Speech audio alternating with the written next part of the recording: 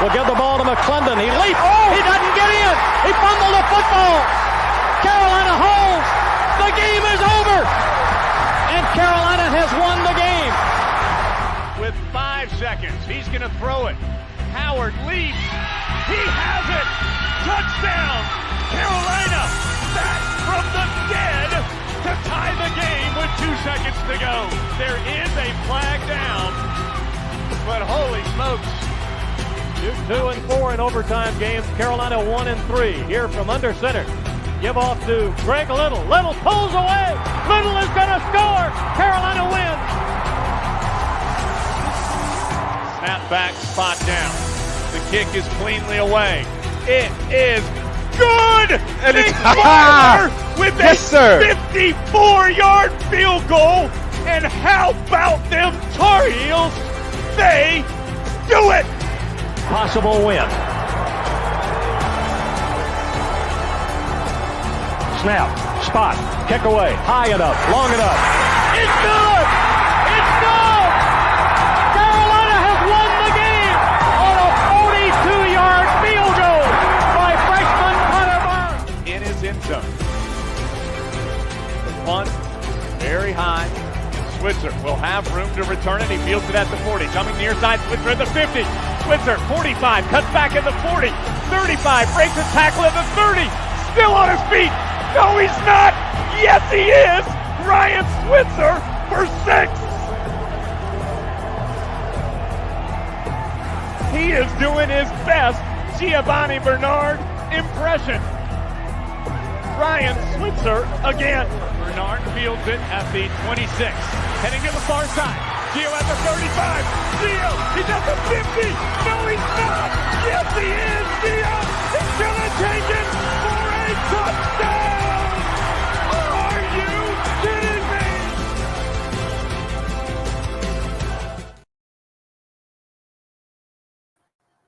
me? What's going on, guys? Welcome into another edition of the Heel Tough Blog Podcast.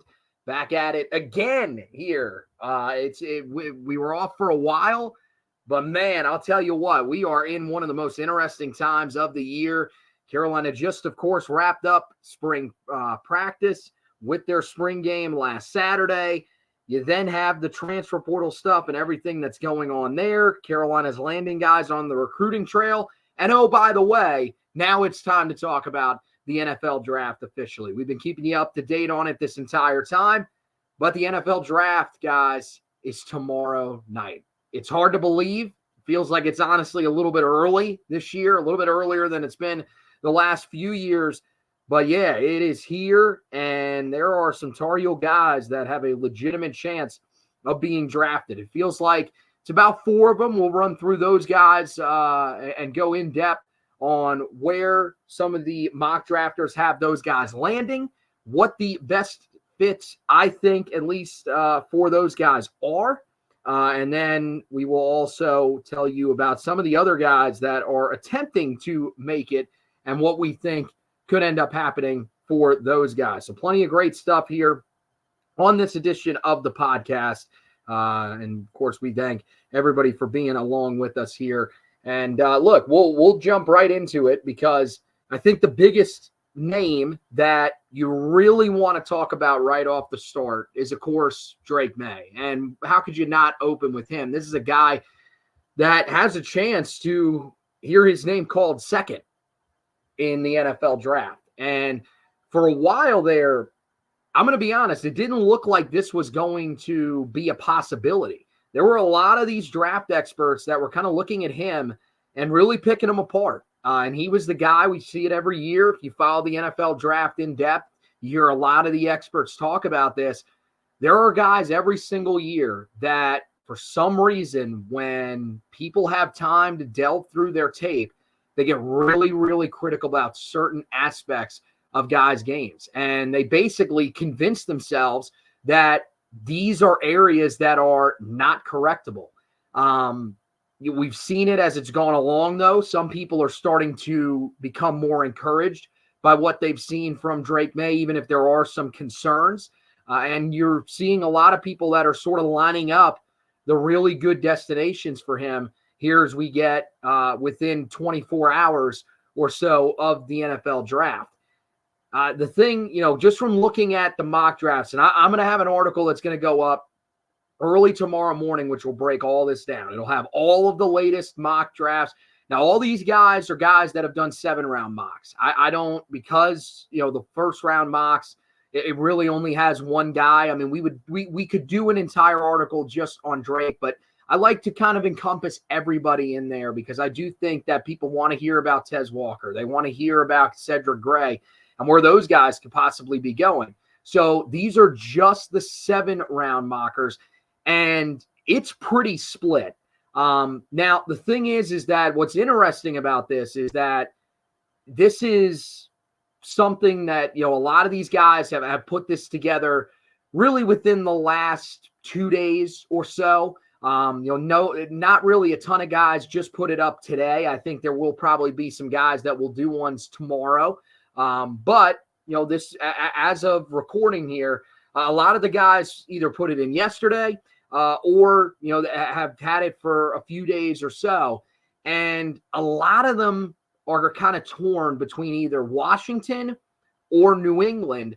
Not a lot of trade up scenarios. A lot of people, there's only one mock draft guy that I can see, at least of the 7-rounders, that has somebody trading up to get Drake. And that's PJ Moran of Fantasy Pros, who has the Minnesota Vikings trading up to number 3. And look, that's the thing. If somebody's trading up for Drake, it is to the number 3 spot.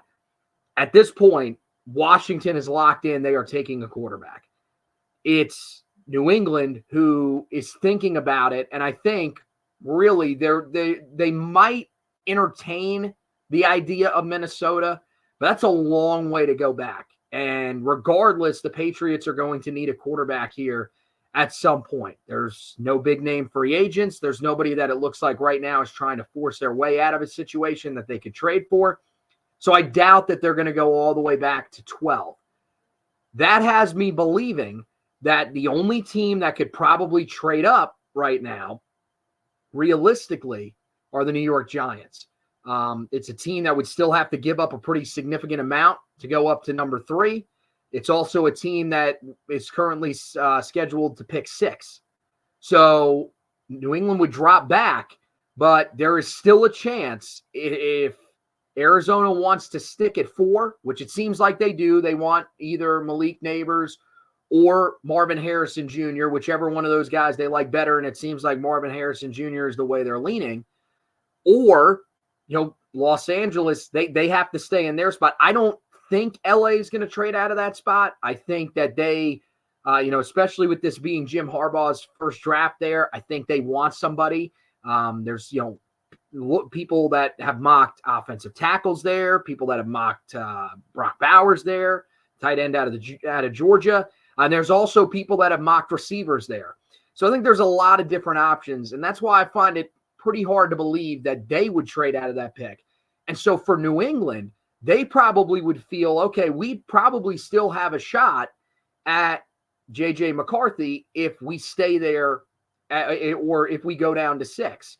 So I think that's the reason why maybe this actually ends up happening and the Giants can come up and take him, because right now that's the team that's being the most heavily tied to him.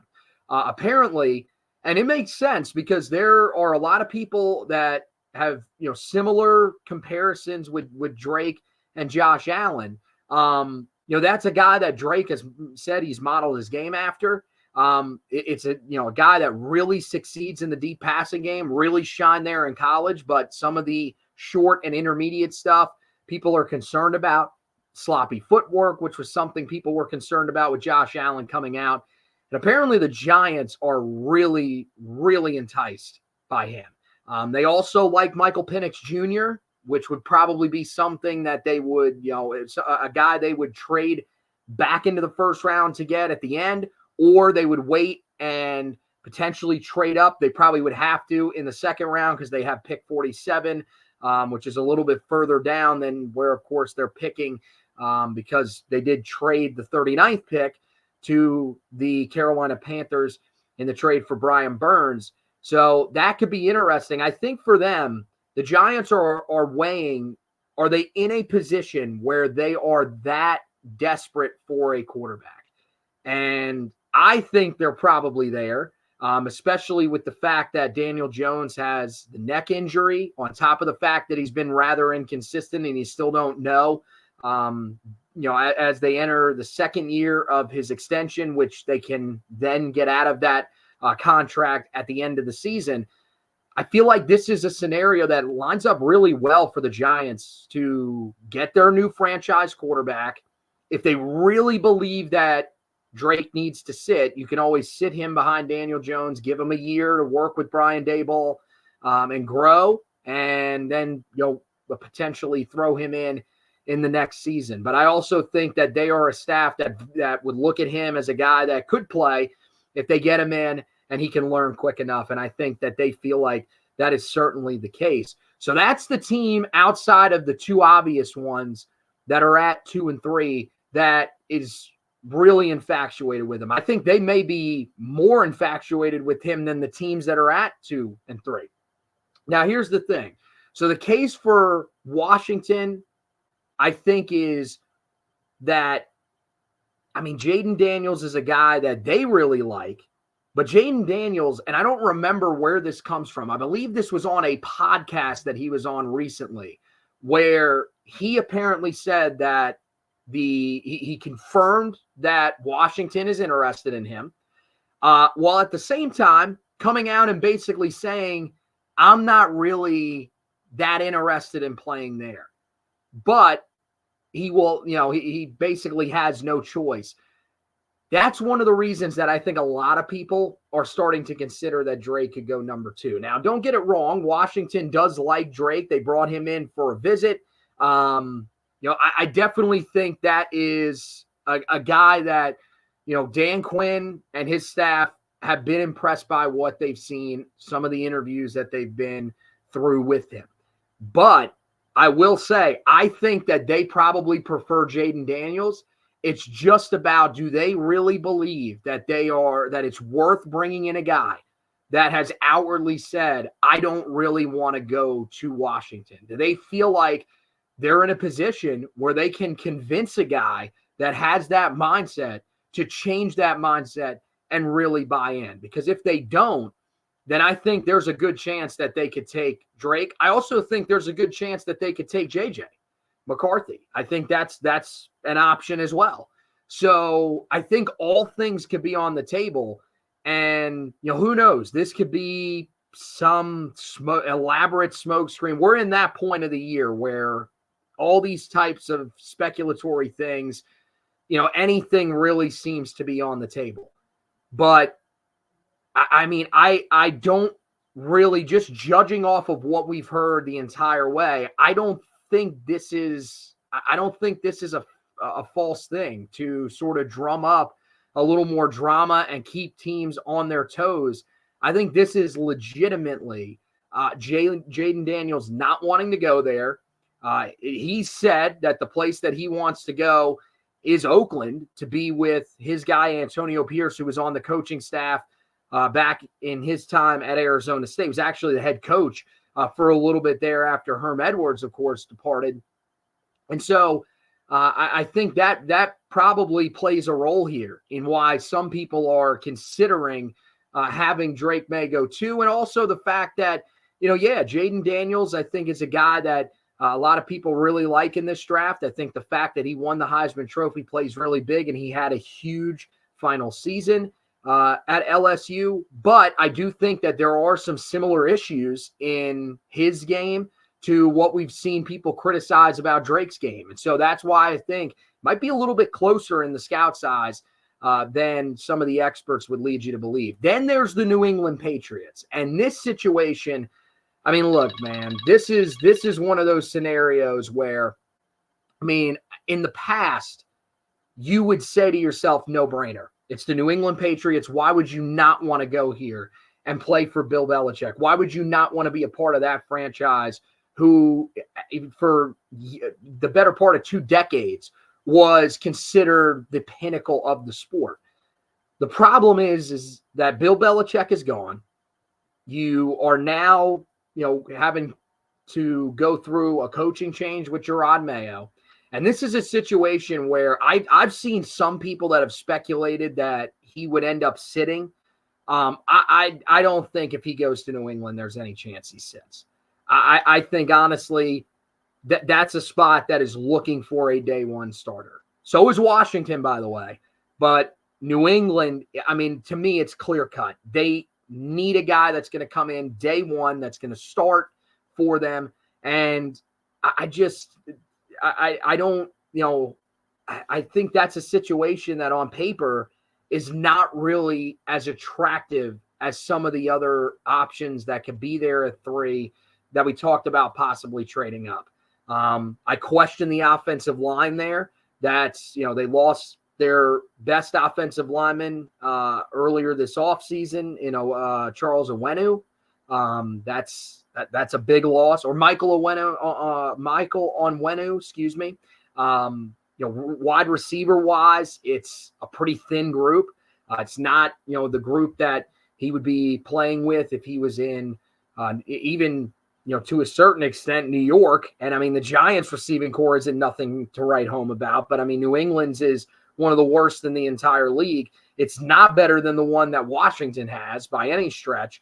And it is so far from the one that is in Minnesota. I mean, that's why that's probably the best scenario for him. And that's the thing, when I look at these spots, I think the best scenario for Drake, and I know he wants to go as high as he possibly can.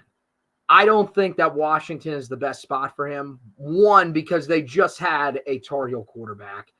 You would imagine that this is a fan base that is not going to react well to it. And look, I don't think that Drake is a guy that can't handle that. I just think that that's a situation where having to follow Sam Howell again, you just wonder, does that have some sort of effect? And that the first time that he starts to struggle, the comparisons between him and Sam are immediately going to come out from the Washington writers. The questions are going to be asked, all that kind of stuff. To me, it's better if he avoids that. And look, the other part about it with them is their offensive line is not good. It was horrible last year. I get, Sam is a guy that held on to the ball way too much. That was a problem that he had when he was in Chapel Hill. There's no denying that. That offensive line was one of the worst in the league. And I don't see that being a group that improves that much. Wide receiver-wise, there's some encouraging guys there led by Terry McLaurin. There's a lot to like about him, about Jahan Dotson, and even De'Ami Brown being there still. I think that's a group you'd like. You can succeed with that group.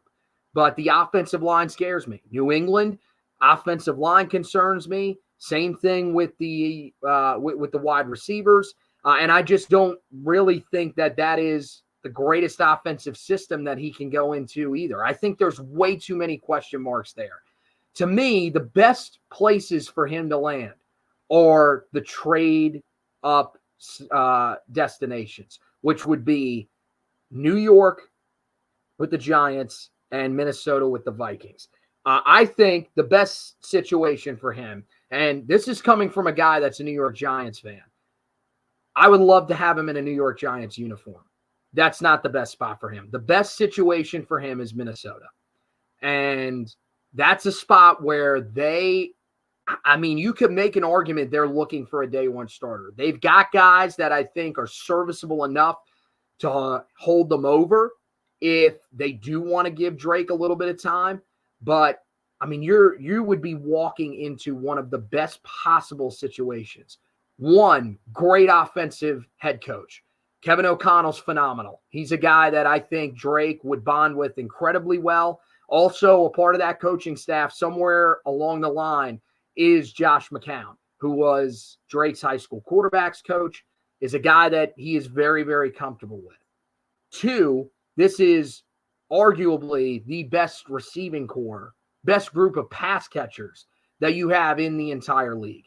You're talking about Jordan Jefferson, who might be the best receiver in the league. It's right there, him, Jamar Chase. Those are guys that will probably interchange year after year for the next few. Jordan Addison, the rookie out of Pittsburgh from a year ago, and USC, who was phenomenal, was tremendous as that second receiver. In most offenses, he would be a number one. And I think having two guys like that would be huge. They've done a great job with their second and third tier receivers as well. And I think that's something that isn't going to change. And so I think that's a group that'll help him out. And then you've got the tight end spot with TJ Hockenson. You can't really ask for much more than what he's got right now. That is an outstanding group. And it's one that I think if you're Drake, you're eyeing up and hoping that's the destination. The Giants are that secondary spot. I think the offensive line is improving. I really like Andrew Thomas. I think he's really settled into a groove and has become a guy that, if he can stay healthy, is one of the better left tackles in the league. I think John Michael Schmidt, the rookie from a year ago at center, I think he's a guy that's developing. It feels like there's a little more stability at the guard spots, although, again, everything with their offensive line is about staying healthy. The wide receivers are what concern me a little bit, but I will say this. I like Wan'Dale Robinson. I think he's a guy that, again, health is the big issue. With him, it's because of how he's built. He's a thinner guy, but I really like him. Darren Waller, always the potential to be a guy that succeeds if he can stay healthy, but that's a huge question mark as well. But again, that's a guy that at one time was an all-pro caliber tight end.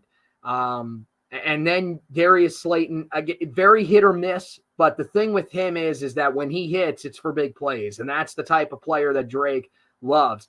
And their offense, I mean, Dan Orlovsky, if you guys haven't seen this, go back and check out Dan Orlovsky's clip of him breaking down why Drake would make so much sense with Brian Daboll. That's the biggest pull to the Giants, is Brian Daboll's offense.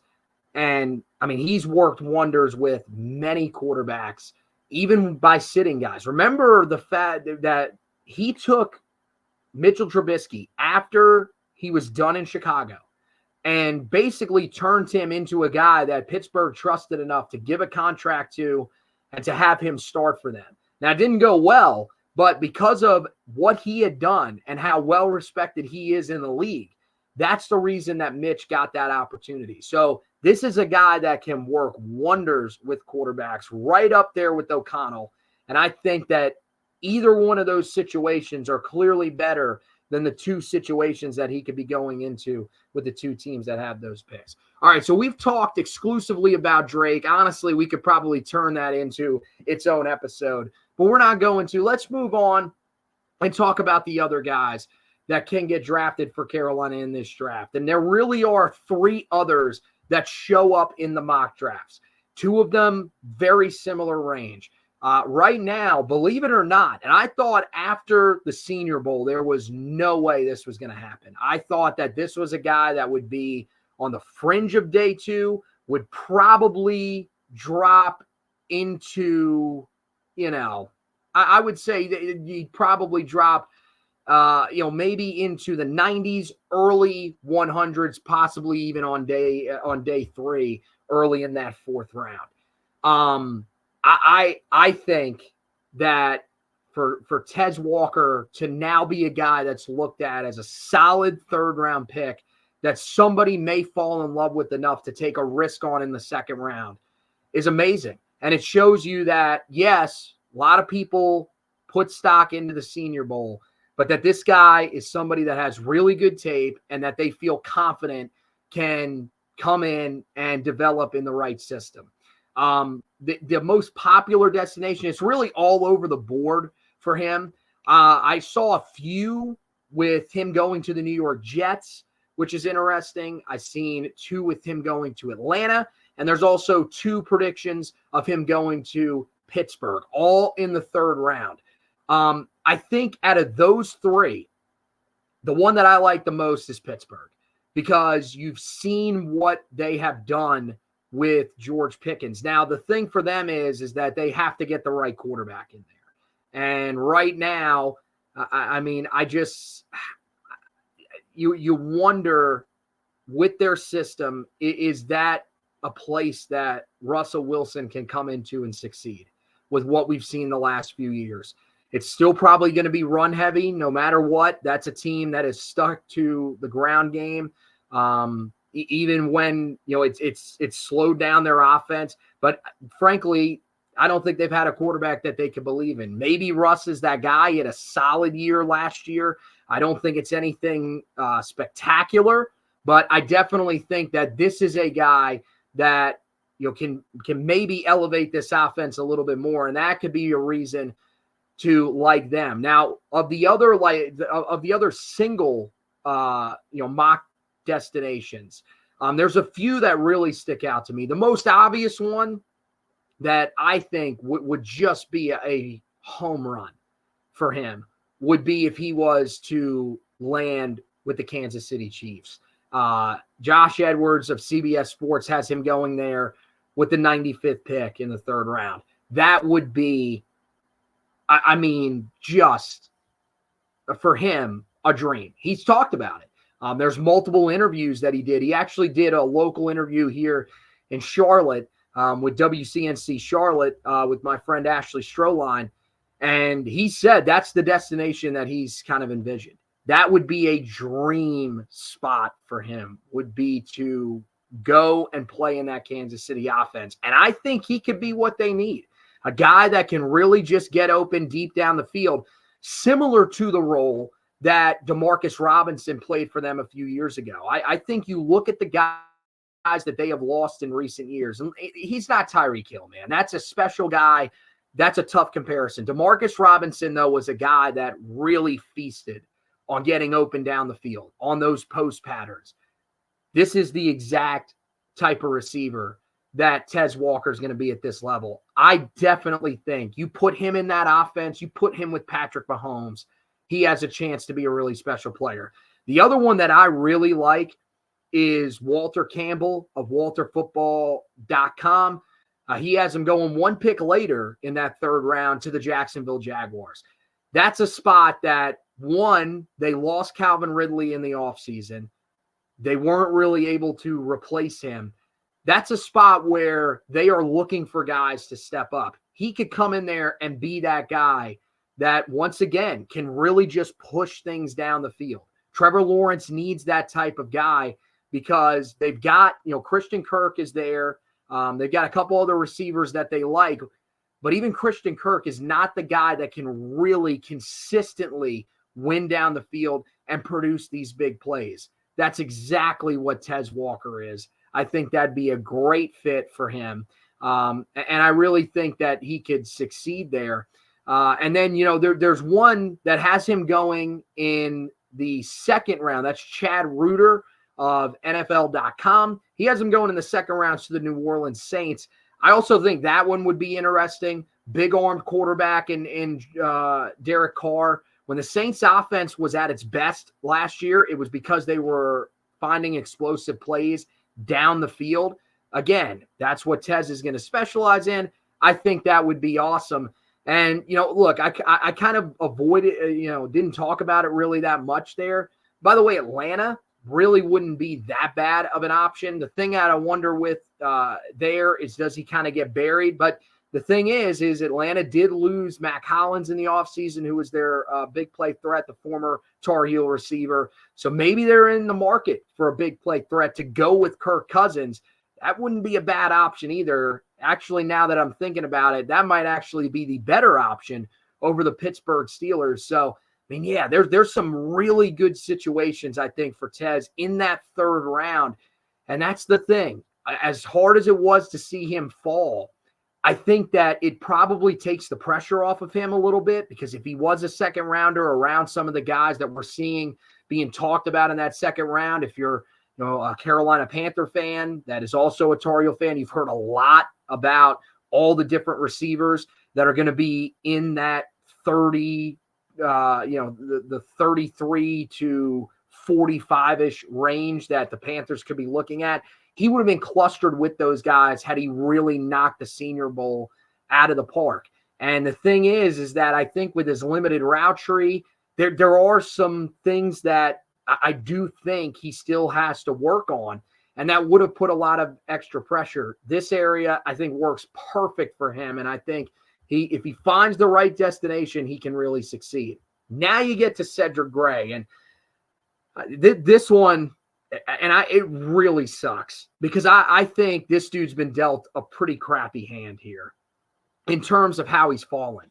I can't believe that he's fallen as far as he has. He's a guy that on most of these big boards, really before the last few weeks, was seen as a early day 3 pick, bordering early third round pick, bordering on potentially being a second round selection if somebody really liked him. I went through today, Charlie Campbell of WalterFootball.com, the only one that has him in the second round. And that would be to the Philadelphia Eagles, which, look, again, I said it earlier, Giants fan, if he lands in Philadelphia, that would be unbelievable because you can't, I mean, I know that they struggled last year following their run to the Super Bowl, but I really believe that's a team with a healthy Jalen Hurts that has a chance to be one of the best teams in the NFL year in and year out. And I think him landing there would give him a chance to be on a contender every single year.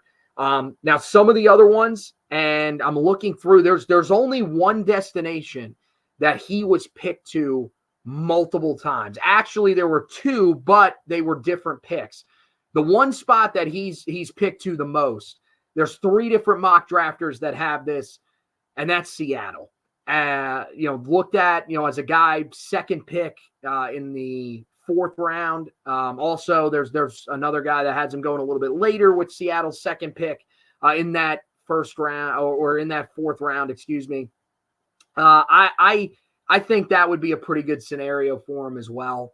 I know they're going through a lot of changes. Mike Macdonald's the head coach up there now, but that's the thing. Mike Macdonald is a defensive guy, comes from Baltimore where they valued linebackers as much as just about anybody in the league. And I think that he would be a guy that would come in there and potentially be the new age of that Seattle linebacking core.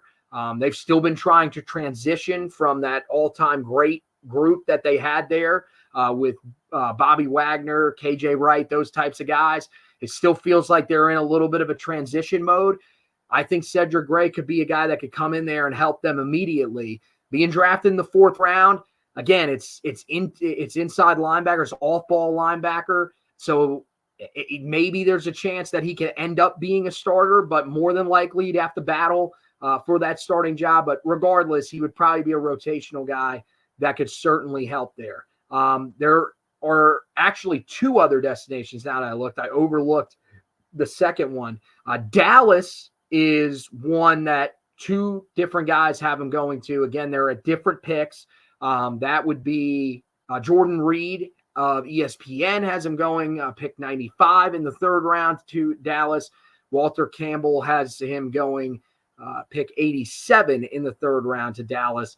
That would be that'd be a nice spot for him as well. Leighton Vander Esch is, I believe, still a free agent. Dallas is in a transitionary period with their linebackers. People have gotten frustrated with what they've seen from those guys the last few years. They also really like linebackers that can cover in space. That's what Vander Esch did. That's what Cedric Gray can do. I feel like that's another really good fit for him. It's an organization that, I get it, when they get to the month of January, they're usually going to come up short.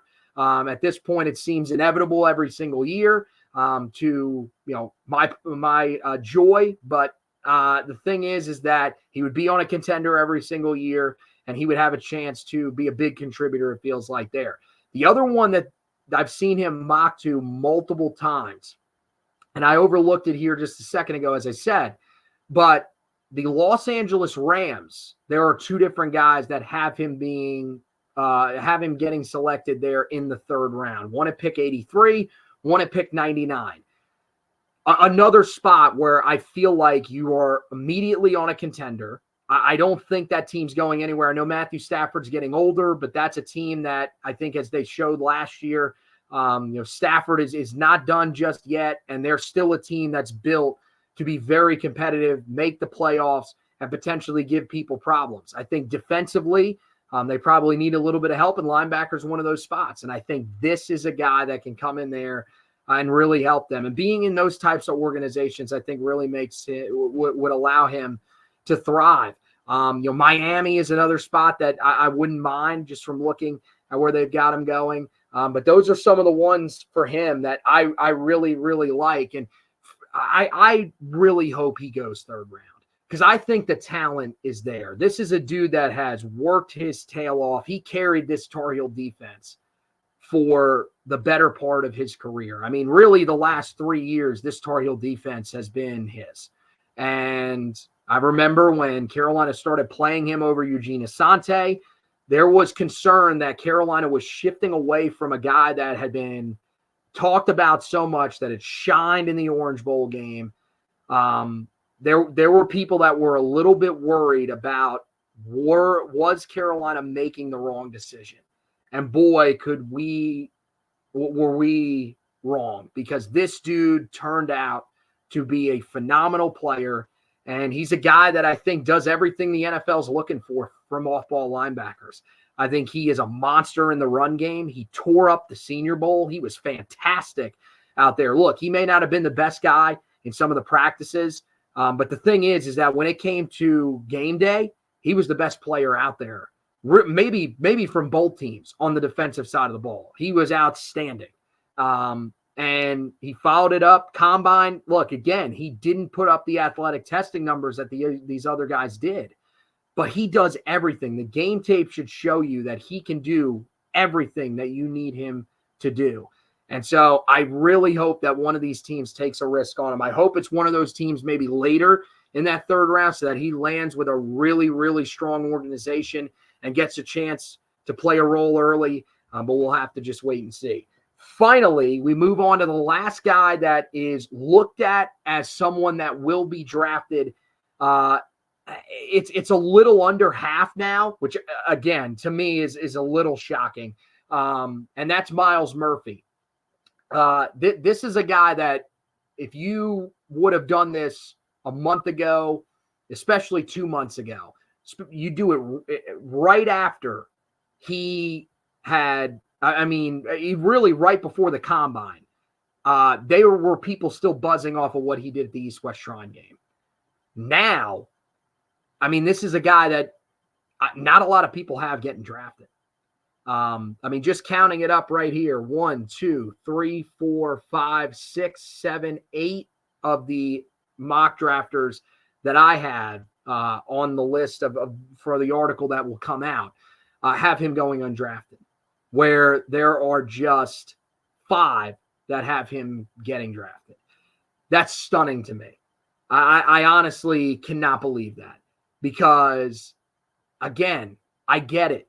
There are people that are probably frustrated with the fact that he wasn't shining in the athletic testing events at the combine.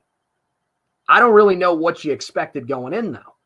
Did you watch this guy and think that as a nose tackle, he was an athletic freak? There are some of those guys in this draft. Don't get it wrong. Those are guys that are being selected in the second round. Braden Fisk is a man that comes to mind. And even, some of the guys that'll go in the third and fourth rounds. But that's not Myles Murphy, man. He's a guy that's a big man. They really liked his release off the line of scrimmage at the East-West Shrine game. They liked the way that he rushed the passer. They thought this was a guy that would have more success at the NFL level than he did at the college level, because he would be in the right type of system. And yet, a lot of these guys do not have him getting drafted. Now, as I said, there are only 5 destinations for him. So I'll give you all of the destinations that people think he can land. The one that's most popular, and I think that the league as a whole would love this storyline, is for him to land with the Cincinnati Bengals. Because why would that make a ton of sense? Well, there's another Myles Murphy that is on their roster there. The one out of Clemson that people would get mixed up a lot when they were going through the recruiting process. That would just be amazing to have those guys there. But also, Cincinnati's done a really good job of developing their defensive linemen. Now, look, one of their guys, as of today, one of their stars, Trey Hendrickson, looking for a trade or could potentially retire. But that's a great example of a guy that was picked in the mid rounds and that turned into an outstanding player. He wasn't picked as late as Murphy's going to get picked, but they've done a great job of developing those guys year after year. You're in a great system with Lou Anarumo, who's done just an outstanding job as their defensive coordinator. I think that would be a tremendous spot for him. The PFF staff, which is basically just a bunch of different people. They assign them to a specific team. So 32 different people that they assign to a different team. And then they go through and do a mock draft all together. They have him going in the 5th round to the Green Bay Packers. Now, this is one that probably stems back to some of the pre-combine talk where he was linked to the Packers. I would like that as well. Another spot that's done a really good job of developing defensive tackles. Guys that come through that system always seem to do a really good job of developing. And again, you're looking at him as a guy that's coming in and that's basically going to be some depth for you maybe early on, and you're hoping to develop him into a guy that can be part of a rotation up front. I don't know if he's ever going to be an every down guy. I don't see it unless he really just digs deep and finds something that he had in high school that just never showed up at the college level. But I still think there is a chance for him to be a solid player at this level in the right system. And then the final 2 have him going in the 7th round. Josh Edwards of CBS Sports has him going to the Arizona Cardinals. Charlie Campbell of WalterFootball.com as I'm going to the New England Patriots. Wouldn't hate those spots, but I don't think they're nearly as sexy as the other spots. Now, there are 2 other guys that one mock drafter has going off the board. I don't think this is going to happen. Every other draft expert that does these 7-round mocks does not have these guys getting drafted. And that is Amari Gaynor, the linebacker, who I do think is Carolina's best chance to have a 5th guy that gets drafted, or potentially a 4th if Myles Murphy doesn't get drafted, but someone loves Gaynor. I think that's the guy to keep an eye on. Shane Hallam of NFL Draft Countdown has him going in the 7th round, pick 223 to the Oakland Raiders. To me, that's crazy. There are other guys that I think you could probably get there that have more established track records, although his track record isn't bad. I think that would, again, be one that's a versatility pick. That one, to me, isn't really that crazy. I still think that there are probably other guys that make more sense there. But the one that I think really blows my mind, and I would love it for him. I think this would be an amazing story, considering everything that he has been through in his career. But Hallam also has British Brooks being selected in the 7th round. He has him going pick 239 to the New Orleans Saints. And let me tell you, the Saints have done an amazing job in the past with these late round running backs. I think if British Brooks really was to get selected in a spot like New Orleans, it would be tremendous for him, and he would have a chance to really succeed. I mean, floor doesn't even begin to describe what I would feel. This was a guy that we didn't even really know was going to attempt to have a pro football career until they announced that he was participating in the combine. He wasn't a guy that put out a graphic like a lot of the other guys stating that he was out there. He didn't attend any of the, all-star games, none of that stuff, didn't do any of the regional combines. Of course, didn't get invited to the NFL scouting combine. And so the pro day was really the only thing that you could go off of. There were people that said he had a good pro day, but this would be stunning. I mean, I was thinking maybe if there was another guy that showed up, maybe there would be somebody that would look at one of the offensive linemen. They'd look at the fact that Joshua Zudu got drafted as high as he did. Marcus McKeithen got drafted as high as he did, and think maybe we can turn one of these Carolina offensive linemen into a successful player. They also were guys that were at the Tropical Bowl. So teams got a second look at them, got a look at them actually going against against guys in trench drills, against guys in the actual game. This one is just, I mean, it's wild to me. And, outside of those guys, none of the other ones are going to get drafted. You would think all of them are undrafted, and you would expect that, some of these guys will potentially get picked up pretty quickly. I think, British Brooks, if he's really serious about this, I think that he has shown flashes. He's a guy that could get picked up and be on, towards the end of a roster. We'll have to really work hard if he's going to stick around for a while there during the preseason. Amari Gaynor, to me, is a no-brainer. There's no doubt that he's going to be somewhere. I think that Spencer Rolland, because the upside, the fact that people going into last year had him on some of their big boards, he'll probably end up landing somewhere. And I also do believe, based off of what he did at the Pro Day, that former Tar Heel receiver that went to SMU and then Texas State, I think Bo Corrales will get an opportunity somewhere. Those are the guys that I think I feel pretty good about. I would give Tamari Fox a chance because I think he flashed his first 2 years at Carolina. So if I was a team, I would look at that and really just take that into account. I know he wasn't great in his final year at Carolina, but again, a guy that went through a lot, and I think that defensive line didn't really have guys around him that could help him out.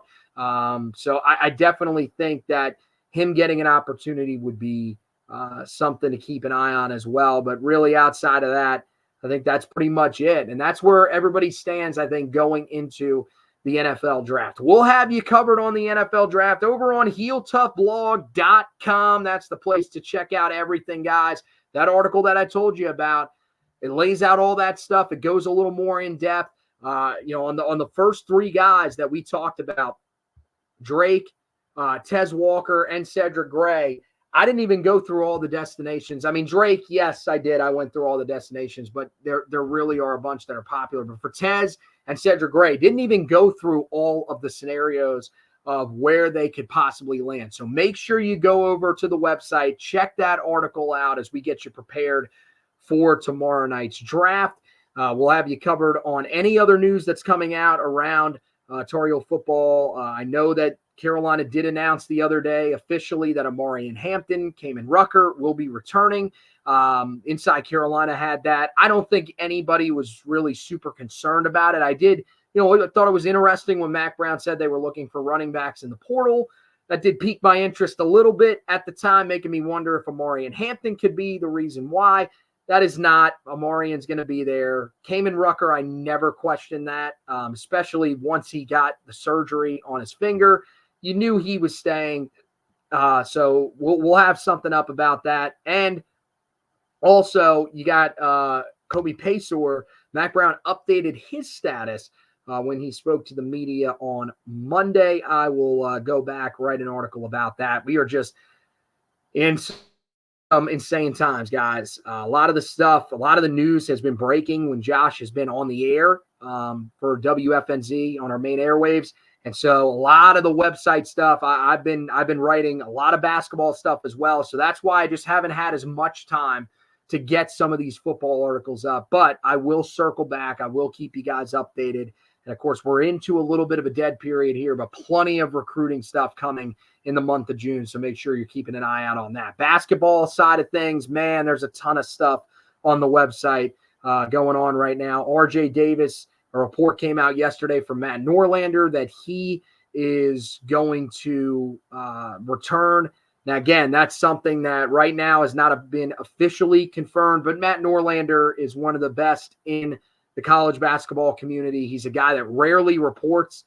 He's not a guy that's out for scoops, but this is one that someone clearly gave to him, and he decided that he was going to run with it. And so I think, considering that he was the guy that broke the John Calipari news to Arkansas, I think there's reasons to trust this.